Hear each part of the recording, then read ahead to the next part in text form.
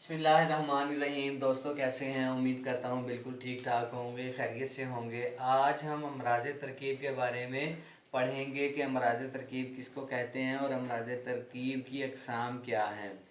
अमराज तरकीब जैसा कि इसके नाम से ही ज़ाहिर है कि किसी भी काम को करने के लिए, किसी भी चीज़ के लिए एक तरकीब, एक तरीका अख्तियार किया जाता है। इसी तरह मर्ज़ के पैदा होने की भी एक तरकीब और तरीक़ाकार बन जाता है कि मर्ज़ पैदा हो जाता है। उसकी चार अक़साम हैं, यानी अमराज तरकीब की चार अक़साम हैं। अमराज खलकत है, अमराज मिक़दार, अमराज अदद और अमराज वज़ा।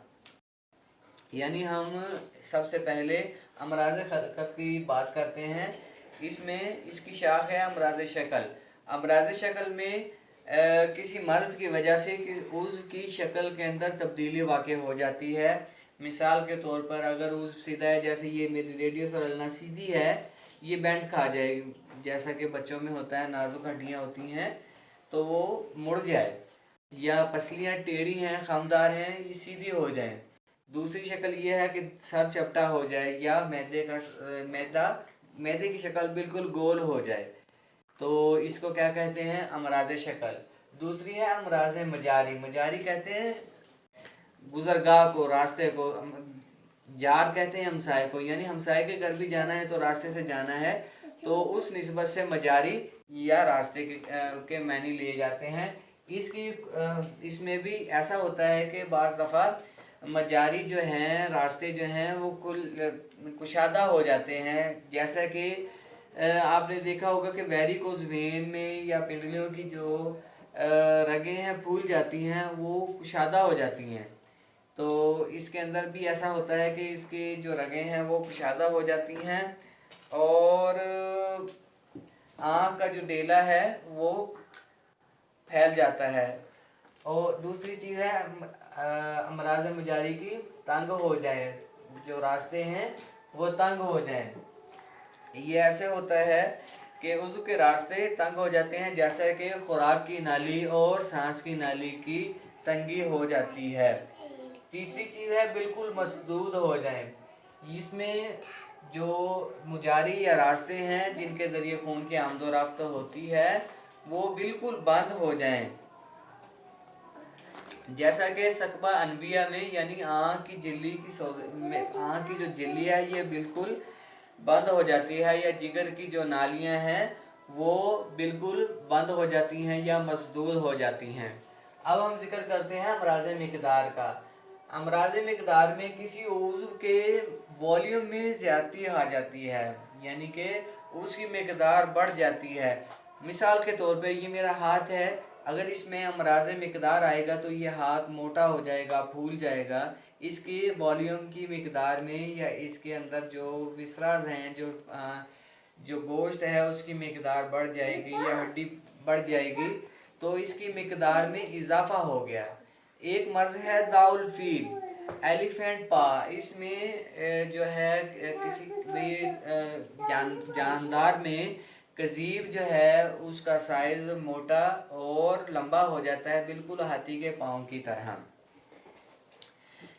दूसरी चीज़ है मिक़दार उज़्व में कमी। मिक़दार उज़्व में कमी उस वक़्त वाक़ई होती है जब किसी मर्ज़ की वजह से उसकी मिक़दार कम हो जाए। मिसाल के तौर पर आँख का डेला छोटा हो जाता है, या ज़ुबान की लंबाई कम हो जाती है, या ज़ुबान पतली हो जाती है, तो ये अमराज मिक़दार के अंदर आता है। तीसरी चीज़ ये है कि अमराज अदद।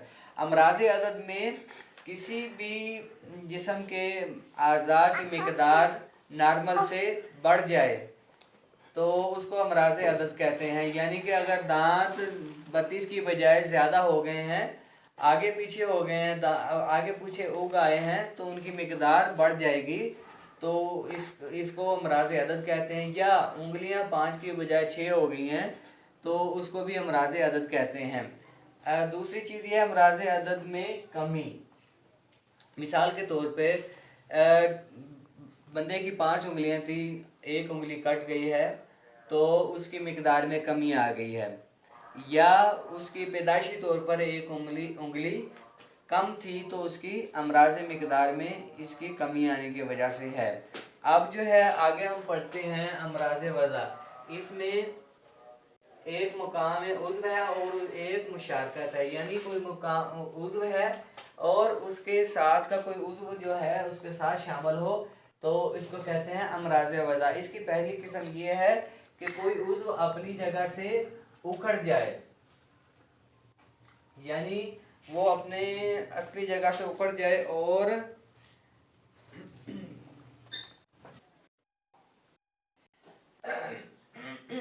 جیسے کوئی عضو اپنی جگہ سے اکھڑ جائے یا اپنی جگہ چھوڑ دے، جیسے خلاء مفاصل اور جوڑ کے اکھڑ جانا یا جوائنٹ ڈس لوکیشن میں ہوتا ہے کہ وہ جوڑ اپنی جگہ چھوڑ دیتا ہے۔ دوسری چیز یہ ہے کہ اس کے اندر دوسری چیز یہ ہے کہ جوڑ اپنی جگہ سے نہیں چھوڑتا، لیکن وہ اپنی جگہ سے حرکت کر کے دوسرے عضو میں آ جاتا ہے۔ مثال کے طور پہ فتق الامعاء یا ہرنیا میں ایسے ہوتا ہے کہ انٹسٹائنز جو ہیں، انتڑیاں اپنی جگہ نہیں چھوڑتی لیکن وہ کنجران میں یا انگوائنل ایریا میں آ جاتی ہیں۔ تیسری چیز یہ ہے کہ عضو اپنی جگہ پر بھی قائم رہے اور اس کے اندر ایسی غیر فطری حرکات صادر ہونا شروع ہو جائیں جو کہ وہ غیر ارادی ہوں، جیسے راشا میں ہوتا ہے، اس میں مریض کا ہاتھ اور اس کا سر بے ترتیب حرکت کرتا ہے۔ میں آپ کو اس کو ایکسپلین کر کے دکھاتا ہوں، ایسے ایسے ایسے ایسے اس کا ہاتھ حرکت کرتا ہے اور سر بھی ایسے ایسے بے ترتیب سے حرکت کرتا ہے۔ تو یہ تیسری چیز ہے جو امراض وضع میں ہے کہ عضو اپنی جگہ بھی نہیں چھوڑتا اور اس کے اندر غیر طبیعی حرکات شروع ہو جاتی ہیں۔ چوتھی چیز یہ ہے کہ عضو اپنی جگہ نہ چھوڑے اور وہ بالکل اموبلائز ہو جائے، عضو اپنی جگہ بھی نہ چھوڑے اور وہ اموبلائز ہو جائے، جیسا کہ تحجر المفاصل یا سٹف جائنٹ میں ہوتا ہے کہ جوڑ جو ہے وہ موو نہیں کر سکتا، بالکل ایک سخت پتھر کی طرح ہو جاتا ہے، پتھرا جاتا ہے۔ تو یہ تحجر المفاصل اس کو کہتے ہیں اور اس کو سٹف جائنٹ کہتے ہیں۔ امید کرتا ہوں امراض ترکیب کے حوالے سے آپ نے اس کی جو 4 اقسام ہیں، امراض خلقت، امراض مقدار، امراض عدد، امراض وضع، اور ان کی ذیلی اقسام کے بارے میں بڑی مفید قسم کی معلومات حاصل کی ہوں گی۔ آپ کتاب سے بھی پڑھا کیجئے، یاد کیا کیجئے اور اس کو ڈیلی لائف میں ایکسپیریمنٹس کے طور پر اس کو ڈھونڈا کیجئے، تلاش کیا کیجئے۔ Thank you.